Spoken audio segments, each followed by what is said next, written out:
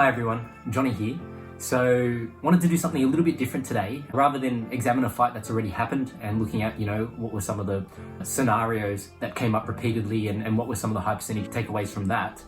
What I actually wanted to do was do a bit of a scouting report and think of it from the perspective of how would a coach or a fighter study their opponent to try and identify some of the key battlegrounds coming up in the Israel Adesanya versus Jared Cannonier fight that's upcoming at UFC 276.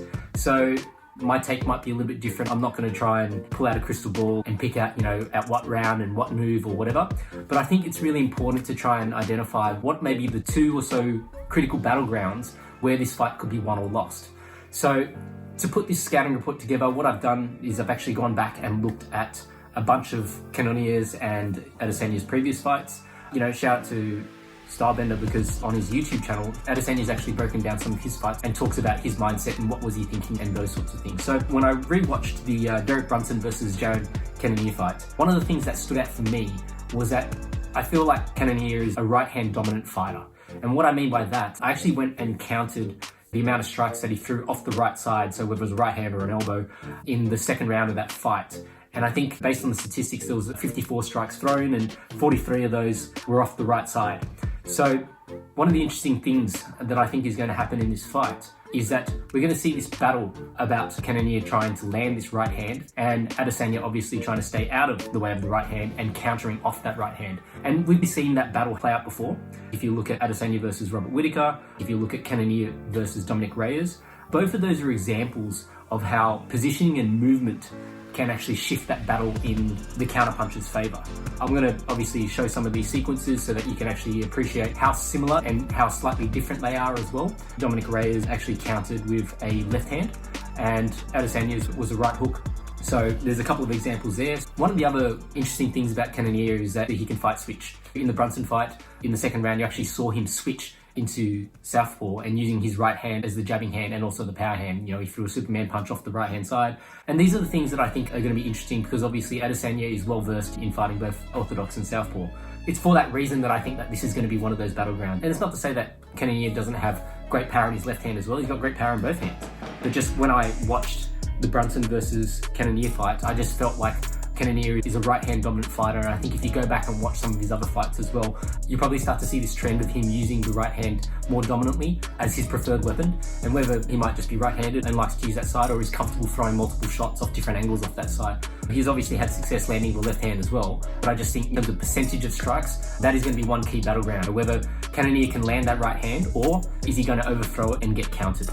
In that battleground of whether that right hand will land, you need to think about Adesanya's ability to reposition himself, and it's his small positioning adjustments that put him in a better stead to take control of the exchange and to actually land his counter punches throughout that exchange. Adesanya is really great at catching people out of position, and you'll see in his movement style, he will make small adjustments to basically try and be just in a slightly better position where the angle of their shot won't land, and he's still capable of throwing his counter punches to take control of the fight and win the exchange. What we're going to see is a positioning battle there, and in that positioning battle we're going to see Cannonier trying to set up that right hand, and you're going to see Adesanya trying to avoid that right hand and land his counter punches as well. Another interesting point to bring up when I was watching some of these previous fights is the Kelvin Gastelum fight versus Israel Adesanya. Stylebender breaks down this fight and he breaks down that moment where Gastelum lands a big right hand, and that right hand was off what Adesanya described as a poor frame. His elbow was bent, his positioning was off, and that's why he didn't have the distance there to prevent Gastelum from reaching him with the right hand. And although his butt didn't hit the canvas, so to speak, he did experience some adversity in that fight. And I think that is going to be the question. If Cannonier lands that same punch, what will the effect be? And I think we've seen how good Cannonier's punching power is, and I think that that's why that will be a key battleground in this fight. The second battleground I think that we're going to see in this fight, because of the positioning battle and the battle to land that big right-hand punch versus countering that right-hand punch, we're actually going to see quite a bit of movement. And what we're going to see is probably a lot of leg kicks coming into this game. Whether it's Adesanya throwing the leg kicks or Cannonier throwing the leg kicks, both got really good leg attacks. And all you need to do is just look at Cannonier versus Anderson Silva. Silva has obviously got great movement. Cannonier's game plan in that fight was to obviously take away the movement by kicking the legs and attacking the legs. I wouldn't be surprised if we see something similar in this fight as well. But Adesanya is well versed in that game as well, and if you think of Adesanya versus Paulo Costa or Adesanya versus Whittaker, taking away the movement and the ability to engage is going to be on both fighters' agendas. And for that reason, I think these are the two battlegrounds that we're going to see in this fight. And who wins this fight is going to be determined by how well they manage the distance, that kicking game, or that battleground of who is going to land the better leg strikes. And then we're going to have that other battleground of the right hand versus Adesanya's movement and his ability to counterpunch. So I hope you enjoyed this scouting report. Feel free to tell me what your thoughts are. What do you think is going to happen in this fight?